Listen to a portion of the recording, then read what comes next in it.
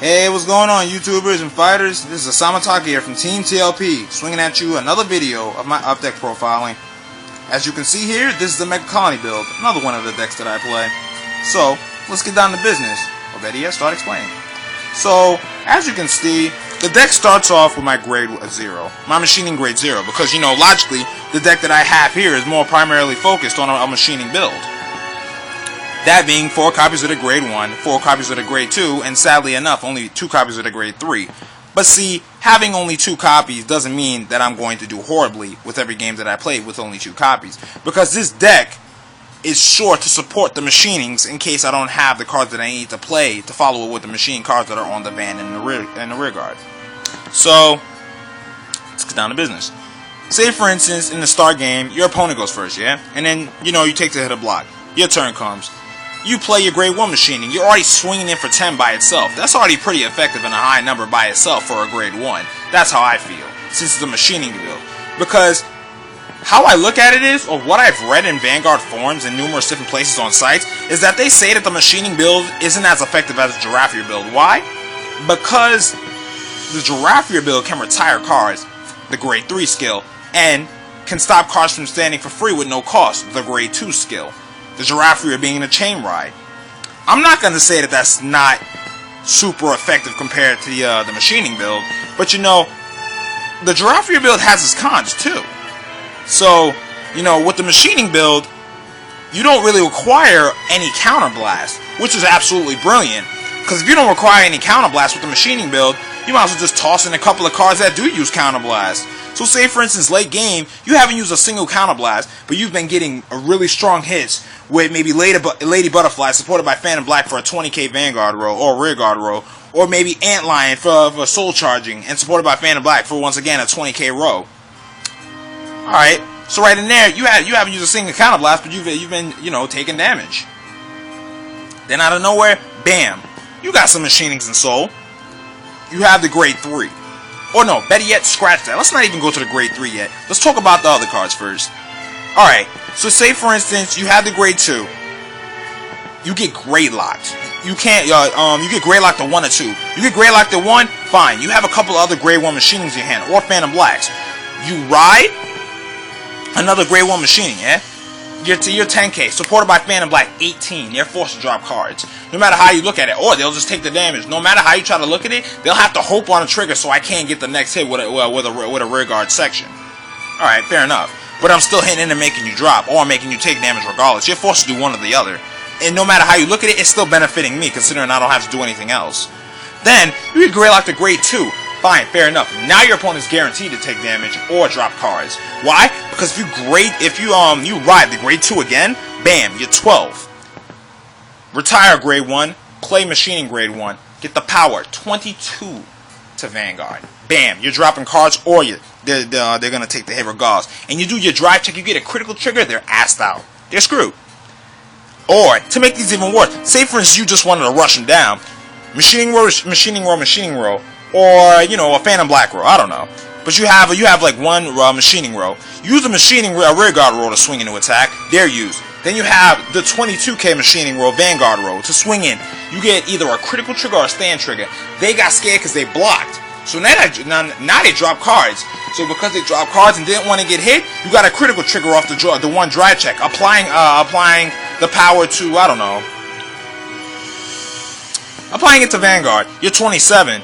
They didn't want to drop any other cards, won the pass. You get the hit. It's a critical trigger, hit confirm. Plus, if you get a stand trigger, applying powers to the Vanguard, get the hit, stand up the machining. Because there was machinings in Soul, on placement, the rear guard machining got the 3000 power, it's 12. Stand it up, you're attacking for 12 again, they're going to drop another card, or they're going to force to intercept a card that they don't want to use. So right then and there, they're still using up more cards. So, when you look at it, this deck is making your opponent drop cards. And making them use cards they don't want to use. So it's really good. Now, you come to Antlion, you soul charge cards in. You soul charge in machining cards that you probably could use in the future if you haven't rolled the grade 3 machinings. So right then and there, that's already a beneficial right there using Antlion. You don't even need to use the Mega Blast, you could just use Antlion to help you soul charge in the machining cards. So that right there is a pro. Alright, And then right after that, say for instance you just want to accumulate hand power and you don't want to use any other cards, but you have Lady Butterfly and Phantom Black in hand. Ride Lady Butterfly and Phantom Black, swinging in for 20 every time you hit. You don't need to drop any cards, but they gotta drop cards, or they can just keep on taking a hit, considering you're attacking for 20. And if you get triggers and you get a critical trigger, the fact they didn't block, double trigger, double crit. Bam, they're taking 3 damage. They're assed out because they didn't want to block just because you were swinging it for 20 every turn. Eventually, they're gonna get fed up with that. And if you have another row, because you had a Phantom Black and Butterfly rearguard row, they're gonna make sure they take those out because they know how bad it is to be hit with 20k rolls every turn. That's bad. So they're gonna start attacking Lady Butterfly. We know this. This is a fact. I love the whole combo of Lady Butterfly and Phantom Black. Though they're a good combo. We know this as a Megacoloney player. Maybe some other Megacoloney players might actually come to agree with me. So, with that said, now you have Master Beetle. Say, for instance, you're swinging in for 19. You haven't used any counterblast because you've been using machining skills the whole time to not use any counterblast. Then you ride Master Beetle. You have a grade 1 machining and you have some machining in Soul. Swinging in for 21. They get scared. They won't block. Fine, fair enough. I don't need the hit confirm for Master Beetle. Use the limit break. Bam, heavy counterblast. Counterblast 3, 1 and 2. Your 2 top rears, or 1 and 2 your 2 bottom rears, whichever one seems more important. You'll have to retire those or get rid of them. You're still gonna drop more cards. Plus, to make these even better, I'm gonna get rid of the other cards, or I'm just gonna make you intercept and drop more cards because I have machinings on the field that I'm gonna attack with. And since I haven't even done my drive check yet, I'm gonna drive check stand triggers. Just stand up the machinings. Attacking for 17 with the grade 2 on top, and restand another one if I get another stand trigger with the machining on the bottom with a 10k. So that's 32. Well, that's about over 30. Just take the hit. Just take the hit and take the loss. It's that simple. That's the reason why having stand triggers is such a pro in here. Which brings me to my next part. The triggers. My trigger lineup, I feel personally, when it comes to Megacoloney, having stand triggers in this deck would be really effective. Now, people say that having stand triggers in Megacoloney isn't good and you're better off having a lot of crit. Fine, I'm not going to say that you're wrong, but wouldn't it seem more logical to have stand triggers with a machining build than with a Giraffia build? Because if I remember correctly, a Giraffia more or less need to get hit confirms. So, how do I put this? Giraffia it's a dub in one sense or another. It's a dub. You can't really use it. With stand triggers, with machinings on the other end, you can, because you're attacking for high numbers and you're attacking again for high numbers. So, that's the reason why having stand triggers is in here. If, say for instance, you use your machining rows, bam, bam, bam, bam, those attack. Vanguard attacks, you get a stand trigger. Stand up your grade 2, machining that was used. It's already a 12 by itself thanks to the power of the machinings in the soul. Now you're attacking for 17 thanks to the extra 5k from the power from the stand triggers. Bam, 17, drop more cards. You almost have no cards in hand. It's a dub. You're done now. So it makes things even better. So, how about this? Now we go to the fact that with the stand triggers you have critical triggers. Say for instance, you attack, your opponent says no pass, dropped a whole bunch of cards.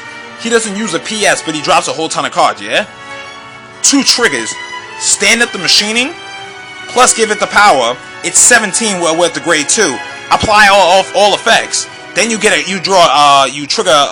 drive check a critical trigger. Apply all effects. 22 plus a crit. No cards in hand. That's the death. It's game. It's a dub. They can't block, so it's over. Machinings just need stand triggers. It's just that much better, and it just seems so much more effective to have stand triggers in a machining build. It just is. I can't see how anybody could disagree with this. But if you do, please leave it in the comment section below. I'd love to know your opinions about this. But, anyway, back to this. Now, let's change the situation back. Say, for instance, you get the grade 3 machine, yeah? This is where the grade 0 machining comes into play. You have a couple of open rear circles, yeah? Or maybe, the machining skill is, it doesn't have to be in a rear circle, but, as long as it's placed on the rear circle out of the soul. So, say, for instance, I ride the grade 3. Bam. Take out a grade 2 and the grade 0. Because, the cards have to come out resting after being taken out of soul with the grade 3 skill. With the grade 0 coming out of soul, its skill activates. It's triggered. You can restand a machining card on the field. So if there's one of that I haven't stood yet, that's rested, I can just restand the one that I either took out of soul or it's already rested. So just do that. And then right there, just replace the card and play another machining card and give it the power. So it's swinging in for 19 if it's the grade 1. So right then and there, it's already hit for a decent number. That's where the grade 0 is really effective. Plus, you know, with having a decent amount of machining cards in the field, on the field, or you know, in the soul, being the grade 1 and the grade 2, if you take both of those out instead of the grade 0, your grade 3 machining is hitting for a pretty damn high number. So right then and there, you're hitting it for 26. That's really good. Supported by Phantom Black, 34. Just drop the cards and just take the hit. If I get a critical trigger, it's the game. Not unless you have a perfect guard. If you have a perfect guard and I get a stand trigger, I'll just restamp my machining card that I put on placement for the extra power. Swinging in for 17, you're just wasting even more cards. No matter how you try to look at it, this deck is going to make you drop cards. So, it's pretty effective. Then you have the grade 2s, Bloody Hercules attacking for 10, supported by Phantom Black for 18. And you have the Spider to help you draw cards if I have 4 more Megas on the field. You don't have to pay any other cost by dropping any other cards. Then you have the drop and draws. If I need a card, drop 1 and draw 1. If I get a good card, I keep it. And then Tail Joe swings in for 11. When all your cards are rested, he gets a 3,000 power to swing in for 11. Supported by Phantom Black or 7K Vanguard, 18 or 19. You're hitting for high numbers regardless. Then you have the grade 1 machining. Grade 1 machining Mosquito. Bam. On placement, Soul Charge 1. If I get lucky, I'll Soul Charge in a grade 2 machining that I didn't play before. Then just ride the grade 3 machining and then take out those 2 cards for the extra power. No matter how you look at it, one card is supporting another. So it's actually really effective. This is Asama Taka here from Team T.L.P. signing out. Later, guys.